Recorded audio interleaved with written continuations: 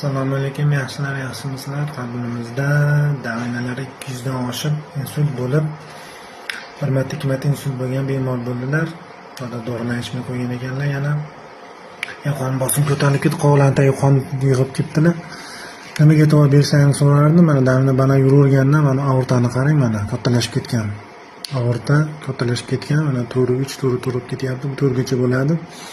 Bu kattalashish bana yursa yorilish xavfi katta bo'ladi. Yorilish xavfi katta bo'ladi. Yorilib ketsa buni yangilash kerak bo'ladi. Juda og'ir kasallik, DB2 bo'yicha bo'linib ketadi. Rastlash anevrizma deymiz. Bu mana o'zi klapanni ikkinchi darajali yetishmovchiligiga olib kelgan. Aortada, ya'ni o'sha katta o'q tomirda qon davrini baland hisobiga